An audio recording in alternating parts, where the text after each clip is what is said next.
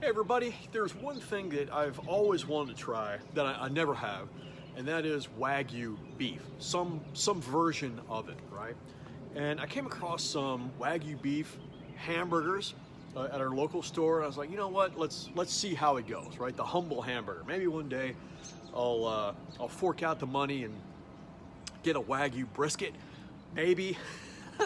But let's start with the humble hamburger. And I got halfway through cooking this thing. I was like, man, this is an opportunity, missed opportunity. I should probably have been recording this. I took a few minutes of video just to show the process, but it's so easy.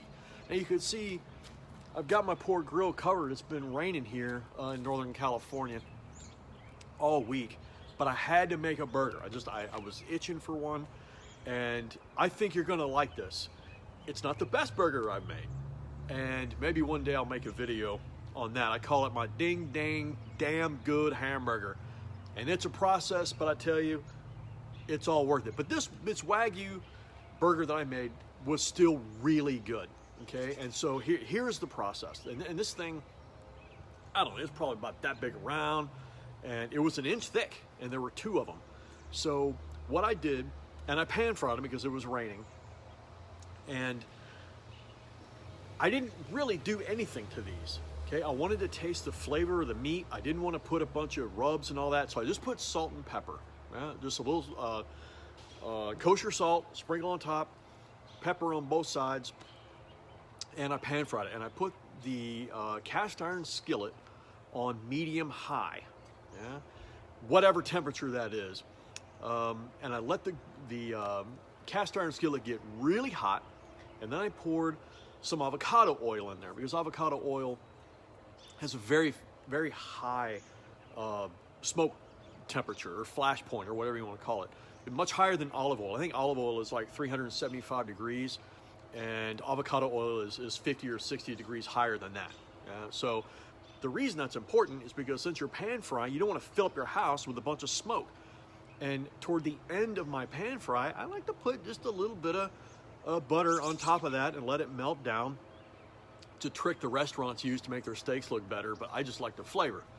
And if you put hot butter in a pan, or if you put butter in a pan and flash it, it's gonna fill your whole house up with smoke. So what the avocado oil does is keep the butter from smoking, but it also keeps the entire cook from smoking up the house. Nobody wants to hear fire alarms going off. Okay, so get the cast iron skillet nice and hot, and what I do is I get some water from the faucet and I just throw it on, and when you see the water bubbles bouncing around and disappear, then you know you're ready to put the meat on.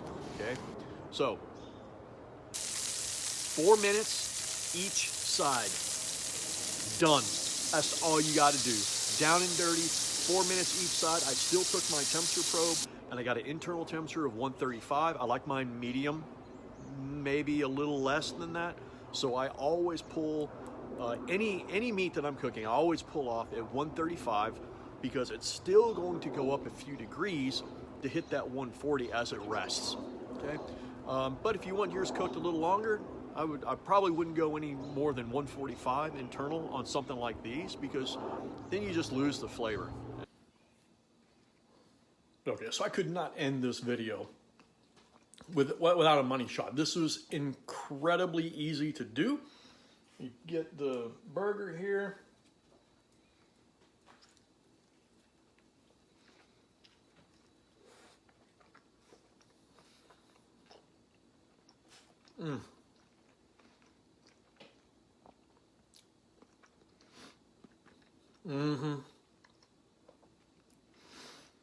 Not a lot of stuff on it. Salt and pepper. That crust on both sides of the meat. The flavor, man, it just sings in my mouth. The toasted buns, incredible. This is a really easy cook. And like I said, I know not everybody's, it's not barbecue season everywhere, right? This is something, I did this right on my stove in a cast iron skillet. So easy peasy.